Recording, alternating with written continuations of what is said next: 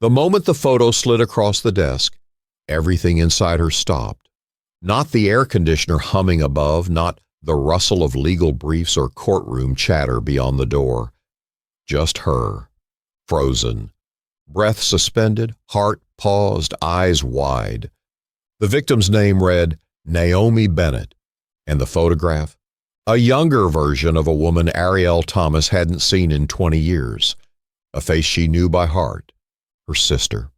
Arielle Thomas was always sharp, 40 years old, undefeated in 8 consecutive criminal defense trials, and hailed as a rising storm in public defense circles. Her poise could melt prosecutors. People said she had ice in her veins. They were wrong. Arielle had fire, but she knew how to contain it. When her office handed her the new case, Darren Cole, 45, charged with a cold case murder reopened due to a new witness, she didn't flinch. Another uphill climb, another name to clear, another fight to win. That was until she saw the evidence file. Naomi. They hadn't spoken since Arielle was 17. They had split during the worst year of their lives, the year their mother left and their stepfather stopped pretending to be decent. Naomi stayed. Arielle ran. That was the last time they touched hands. She blinked away the haze in her eyes as the intake photo of Darren Cole stared back at her. Tall, angular, tired-looking. A record that began with shoplifting and ended, allegedly, in murder. She'd never seen him before. No connection, no logic, except Naomi was dead, and she hadn't even known. The coroner's date said it happened 15 years ago. That night, she couldn't sleep. Instead, Arielle dug. Naomi had died in Cleveland. Arielle had moved to Chicago. They were separated by silence, trauma, and the things people don't say when they leave someone behind. The report was clinical. Cause of death, asphyxiation. Body found in an abandoned apartment complex. The file had been closed as an unsolved homicide. Until now. Someone had come forward. A man named Brian Webb claiming he saw Darren Cole with Naomi that night. Arguing, the witness said. He got real close. Then she wasn't moving anymore. It was flimsy, barely enough to try in court, unless you had a public defender who didn't know she was defending her own past. "You believe I did it?" Darren asked. His voice was lower than expected, with a softness that didn't match the brutality of the charges. He sat across from her in the holding room, jumpsuit, cuffed, unshaven. "I believe everyone deserves a defense," she said, the words trained, automatic. He studied her, eyes narrowing, not with suspicion but with recognition. "I seen you before," he said. "Back then. You used to live near 83rd, didn't you?" Arielle froze.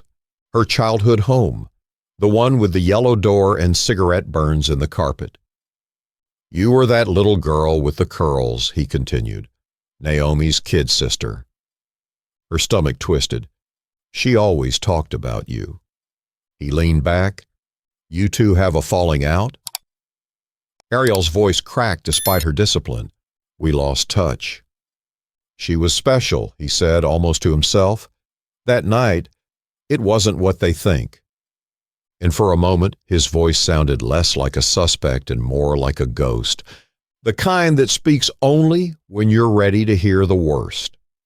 Midway through building her defense strategy, Arielle stopped pretending this case was like the others. She knew too much, and not nearly enough. She combed through Naomi's life. Unpaid phone bills, short-term job records, a shelter intake form from a women's crisis center in 2006. Pieces, fragments, none of which she had been there for. Naomi had spent her last years invisible, and now her story lived only in court documents and blurry memories. Then came the voicemail, left by the witness, Brian Webb. "I don't want to testify no more," he said. "This isn't safe. They told me not to get involved. I was just trying to help." The voice shook. Then silence. Her case was crumbling. Her client's credibility was thin. Her emotional wall was cracking. And somewhere beneath the rubble was the echo of Naomi's laugh on a summer evening long gone. Remember, if stories like this speak to you, don't forget to like the video, leave a comment below, and subscribe. It helps us reach our goal of 1,000 subscribers and keep bringing stories like this to life. The prosecutor, an ambitious 30-something named Jordan Blackwell, cornered Ariel in pretrial. "You should take the deal," he said. "Voluntary manslaughter, 10 years. He's got priors. Jury will eat him alive." Ariel folded her arms. "I don't plead out people I think are innocent." "You think he's innocent?" He smiled. "Or are you just too close to this one?" She didn't blink. But inside, the question hit its mark. That night, she pulled out the photo again. Naomi, 17, grinning beside a car they never owned, holding Ariel in a side hug that smelled like cocoa butter and teenage sweat. They used to be one body in two people. Then life split them down the middle, and now Ariel was defending the man who may have severed that connection forever. In sleep, Naomi returned. Not the woman in the photo. The girl, long braids, bruised knee, a tooth missing. "Let's run away," she said. "To where?" "Anywhere." They had packed peanut butter and crackers and walked until their legs ached. They didn't make it past the corner store, but for that hour, they were free. The next morning, Ariel woke to a ringing phone and another punch to the gut. The state was submitting Naomi's autopsy photo into evidence. No one, not a single soul, had claimed the body, not even her. At the motion hearing, Ariel stood up and spoke with precision. "Objection to Exhibit 7. The photograph is prejudicial and unnecessary. The defense concedes the cause of death." The judge looked over her glasses. Noted. The photo stayed. Darren sat beside her, looking more tired than guilty. "She mattered to you," he said quietly as they walked back to Holding. "You shouldn't be here," she snapped. "Neither should she." The words echoed as the hallway lights flickered. That evening, Ariel sat across from her supervisor. "I need to recuse myself," she said finally. He looked up. "Why now?" "Conflict of interest." "Can you win the case?" Ariel didn't answer. She stood and walked out. Some truths don't land in courtrooms. They wait outside in the quiet. She went home. She found Naomi's last address, and she stood in front of the boarded window of a place where her sister once lived. The sidewalk smelled like dust and old apologies. If you've made it this far, thank you. Stories like this mean something. If you feel that too, like the video, drop a comment about what hit you the hardest and subscribe to help us reach our first 1,000. Your support brings the next part to life. The lock was broken. The door opened with a push and a creak that sounded like a groan. Ariel stepped inside. The walls were yellowed with nicotine. An old curtain hung limp from a single hook. The floor was littered with dust, receipts, a cracked mug. But in the corner, beneath the window, she saw it. A name, scrawled in faded marker on the wall, Naomi plus a T. Ariel traced the letters with a trembling hand. She hadn't just visited Naomi's last apartment. She'd once been there. A memory flashed, faint, blurry, of her storming in one night after a school fight, Naomi wrapping her in a towel, whispering, "I got you, baby. You're safe now." She hadn't remembered that moment in 20 years, and now it hurt like a bone fracture never properly set. Back in court, Ariel did not recuse herself. She told no one what she found. Instead, she dove deeper into Darren's record, into Naomi's final weeks, into the edges of her own memory. The witness, Brian Webb, took the stand despite his nerves. "I saw them arguing," he said. He had his hands on her shoulders. Then she went down. And then, the prosecutor asked. I panicked. I ran. Did you tell anyone? Number I was scared and high. Under cross-examination, Ariel circled him slowly. You were using meth that night, correct? He hesitated. Yes. And you said you ran? Yes. Did you check if she was breathing? No. Did you see anyone else on the floor? No. So you don't know for certain she died in that moment, do you? No. No further questions. She sat down, hand steady, voice calm. But inside, something was unraveling. The forensic report was damning at first glance. Naomi's time of death, it claimed, was sometime between 1 a.m. and 4 a.m. Darren had no alibi, but there was one detail. Ariel found it on page 17, a partial fingerprint on the bathroom mirror. Not Darren's, not Naomi's. Unknown. She requested further analysis. The state objected. The judge allowed it. For the first time, Ariel felt like she was chasing the truth, not just protecting someone from its consequences. At home, she spread everything out on her living room floor. Case files, old photos, Naomi's handwriting on an old birthday card. I'll always protect you, no matter what. Ariel wept quietly, bent over the floor, the past folding into the present like layers of wet paper. If this story has gripped you so far, help us reach 1,000 subscribers. Hit like, leave a comment, and subscribe so we can continue telling stories that matter. Naomi and I were close, Darren said in another pre-trial meeting. Closer than most people knew. Ariel braced. What does that mean? She was my friend, but I loved her. Silence. He leaned forward, resting his cuffs on the table.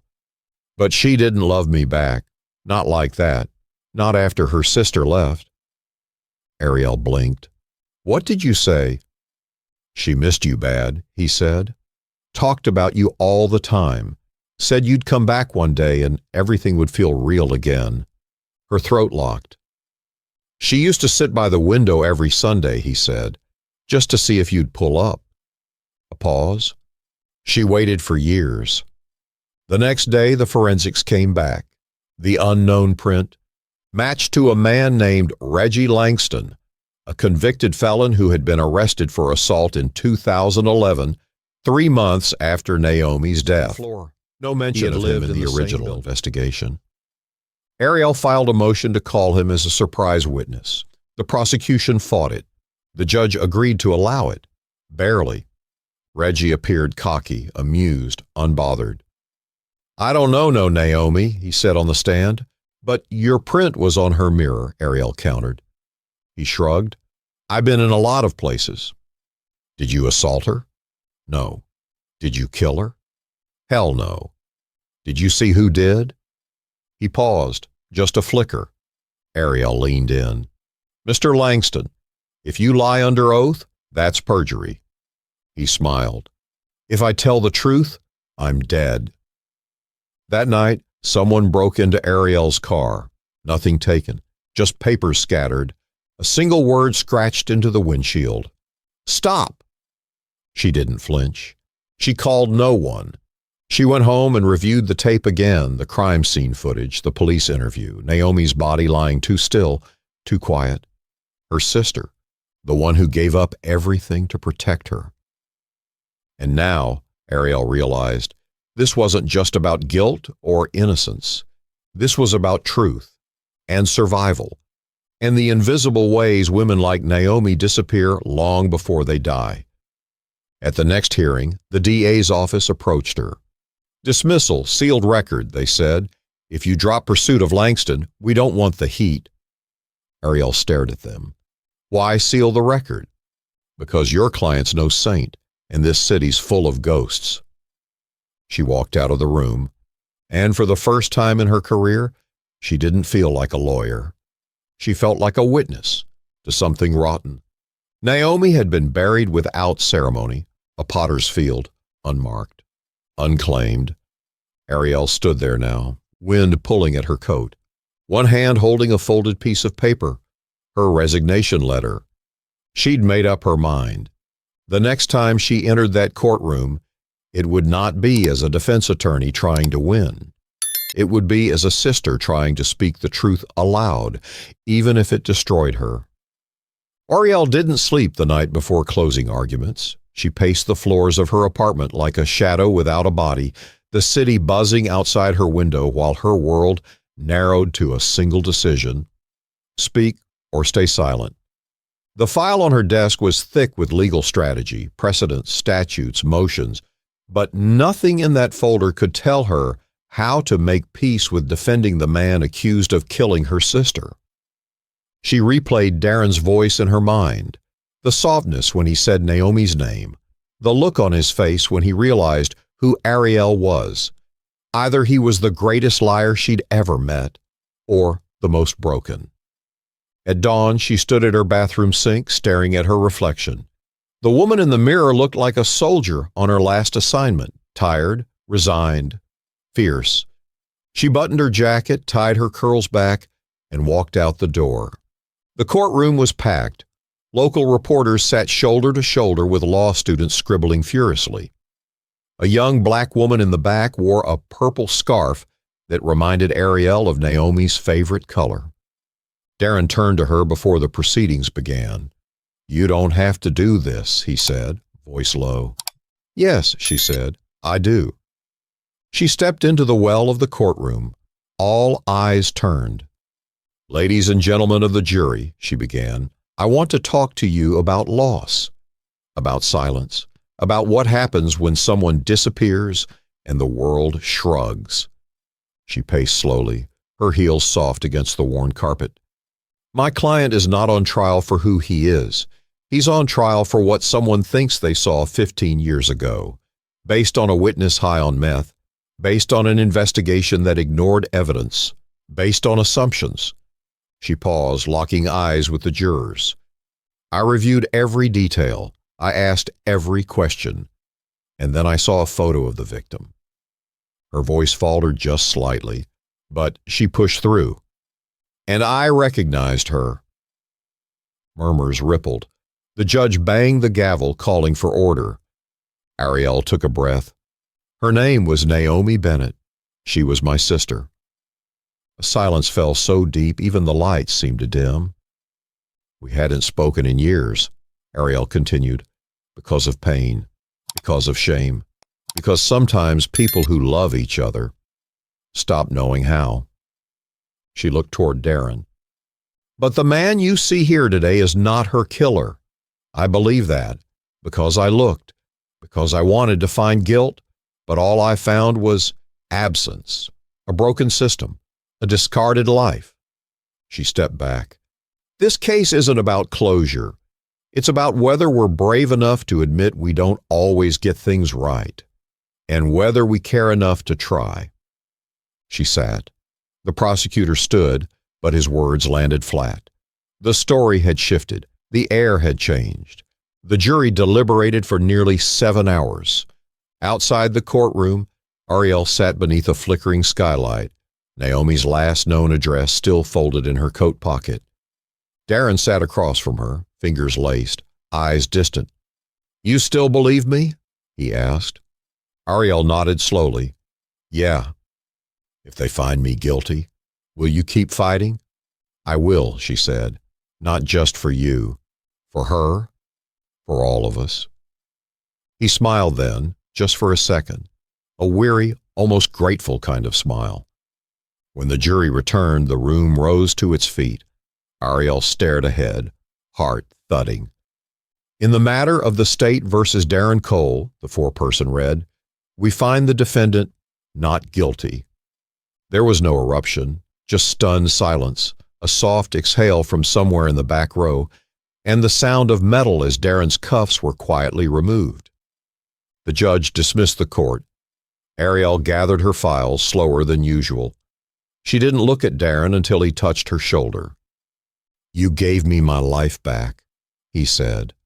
"No," she replied. "I gave Naomi her voice."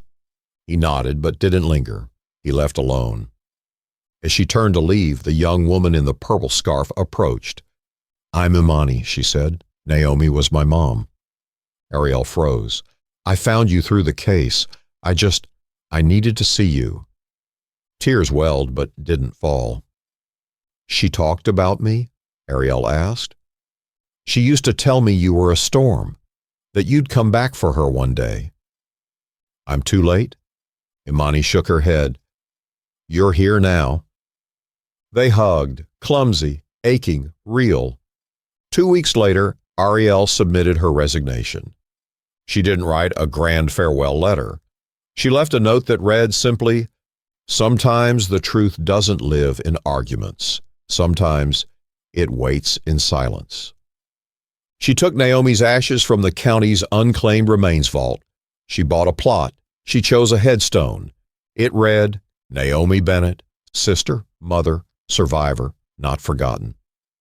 Ariel stood there on a rainy Thursday, alone, umbrella at her side, hands in her coat pockets. She didn't speak. She just stood, and that was enough. If this story moved you, stay with us. Like this video, share your thoughts in the comments, and subscribe to help us reach our first 1,000 subscribers. You're not just supporting a channel, you're helping stories like Naomi's be heard.